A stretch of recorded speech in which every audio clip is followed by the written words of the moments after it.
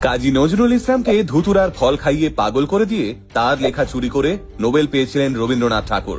আর এই কাজে রবীন্দ্রনাথকে সাহায্য করেছিল নজরুল ইসলামের স্ত্রী প্রমীলা সেনগুপ্ত।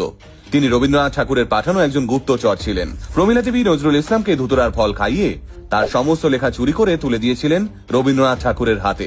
গত কয়েকদিন ধরেই এমন একটা মূর্খতা, অজ্ঞতা এবং অশিক্ষায় ভরা একটা পোস্ট আমাদের সবার সামনে টাইমলাইনে ঘুরে বেড়াচ্ছে। আর তার সঙ্গে লেখা থাকছে, এই সব সত্য ইতিহাস আজ প্রকাশ করার সময় এসেছে। কিন্তু আদৌ কি কাজী নজরুল ইসলামের বিরুদ্ধে এমন কিছু ষড়যন্ত্র রচনা করা হয়েছিল? কেমন ছিল কাজী নজরুল ইসলামের সঙ্গে কবিগুরু রবীন্দ্রনাথ ঠাকুরের পারস্পরিক সম্পর্ক?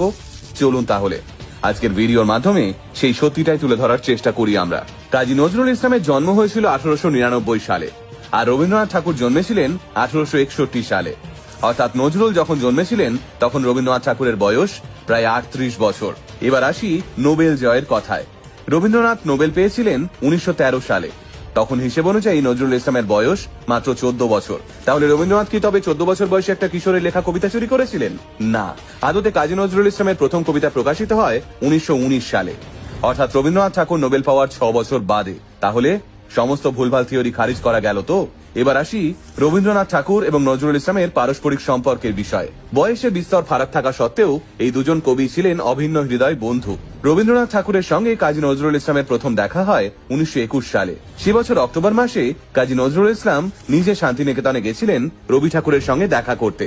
সেই প্রথম আলাপচারিতায় বাংলার দুই বিখ্যাত কবি একে অপরকে কবিতা পাঠ করেও শুনিয়েছিলেন।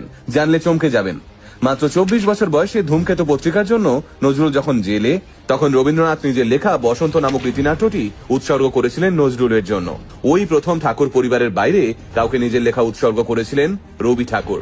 শোনা যায় নজরুল ইসলাম এই বইটি হাতে পেয়েই নিজের বুকে জড়িয়ে ধরেছিলেন। পরবর্তীকালে এই বিষয়ে নজরুল লিখেছিলেন, এ সময়ে রবীন্দ্রনাথ তার বসন্ত নাটক আমায় উৎসর্গ করেন। তার এই আশীর্বাদ মালা পেয়ে আমি জেলের সর্বজ্বালা, যন্ত্রণা, ক্লেশ ভুলে যাই। পরবর্তীকালে নজরুল ইসলাম ও তার সঞ্চিতা কাব্যগ্রন্থটি রবীন্দ্রনাথকে উৎসর্গ করেন। আর একটা ঘটনা বলি, রবীন্দ্রনাথ ঠাকুরের লেখা গোরা উপন্যাস অবলম্বনে যখন সিনেমা তৈরি হয়েছিল, সেই সিনেমায় সঙ্গীত পরিচালনা করেছিলেন কাজী নজরুল ইসলাম। সেই ছবিতে 7টি রবীন্দ্রসঙ্গীতকে নজরুল নিজের মতো করে সুর দিয়ে ব্যবহার করেছিলেন বলে বিশ্বভারতী মিউজিক বোর্ড থেকে আপত্তি ওঠে। সিনেমার রিলিজ আটকে যায়। নজরুল শটান গিয়ে হাজির হন রবি ঠাকুরের কাছে। সবটা শুনে রবি ঠাকুর বলেন, তুমি শিখিয়েছো আমার গান, আর ওরা কোন আক্কেলে তার দোষ ধরে? তোমার চেয়েও আমার গানের মর্যাদা কি ওরা বেশি দিতে পারবে? এরপর আর এক মুহূর্ত সময় নষ্ট না করে অনুমতিপত্রে সই করে দেন রবি ঠাকুর। হ্যাঁ, ঠিক এতটাই সুসম্পর্ক ছিল এই বাংলার দুই বিশ্ববিখ্যাত কবির মধ্যে। অথচ আজ কিছু সুবিধাবাদী